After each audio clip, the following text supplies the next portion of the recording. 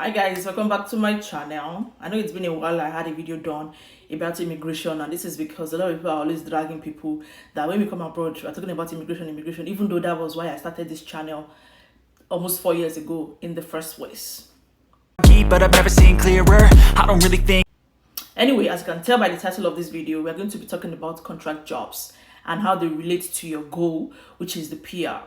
We are all here to secure our permanent residency, and it should be our collaborative goal. You need to have a plan as soon as you leave your home country. The first plan after securing your visa is like, how can I get my place in Canada? How can I be a part of this community and not just to study alone? You cannot spend that much on tuition and be clueless on to what is next.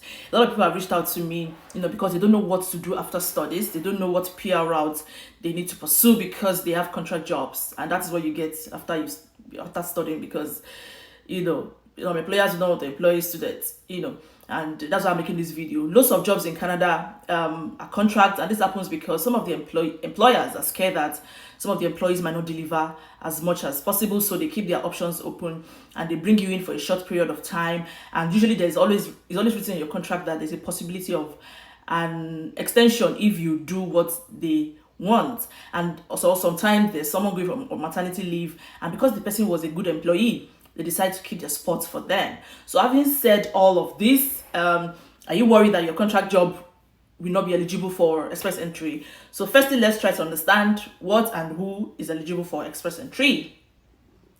For you to be eligible, your work experience needs to be under a valid NOC, which is either tier 0, tier 1, tier 2, tier 3, and your services must be paid for. You understand what I mean by paid for as we go. Also, if your work experience within the last 10 years, for foreign workers, many people that have worked outside of Canada, and if within Canada 3 years of Canadian work experience, then this kind of work experience is acceptable provided you are an employee. Being an employee basically means a station where you have an employer-employee relationship. You do not own the company, you do not own part of it, you're not affiliated with it, and you are basically being paid your wages or your salary for the job that you do. Lots of people get confused about what a contract is, and it basically refers to a fixed period of employment. For example, you have a 3-month contract, 6 months, 9 months, 1 year, 2 years. Yes. So it is a fixed period of employment, but you are still an employee and you've not taken over the company.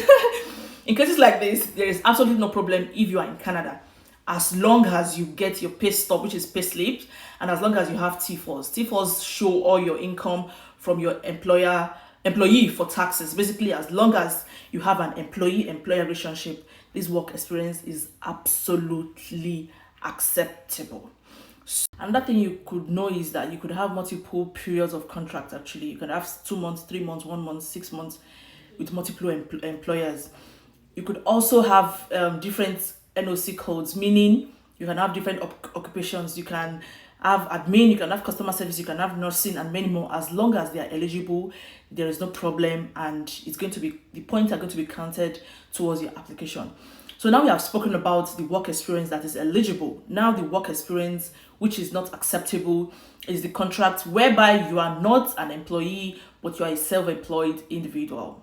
This is where you have incorporated name in your company, like Adeola Incorporated, Adeola and Sons, Adeola Consultancies. So this is where you have incorporation, where you issue an invoice to your employer or whoever you're providing services to, and you are paid based on those invoices you generate, which might have your business logo or your business name as a letterhead, if you understand what I mean. Freelancing is an example of self-employment, and it is not eligible. So if you are coming as an expertise, you are not eligible for express entry. So in this case, there is no salary, only invoice is generated. So there is no tax deduction, there are no T4s, and the period of work is referred to as being self-employed, especially if it is inside Canada. This video is very short. I hope this clarifies as to what contract job is acceptable and not acceptable. If you are still confused as I was a few months ago, please let me know, because I was actually very confused, because I've been seeing a lot of contract jobs, and in our knowledge of contract jobs, this is just like, it's just by the way, like a temporary person or like a temp, right? But doing a lot of research that I've done, I figured out that contract jobs are valid, especially if you are inside Canada, and if your work experience or the job or your NOC is eligible for express entry, right?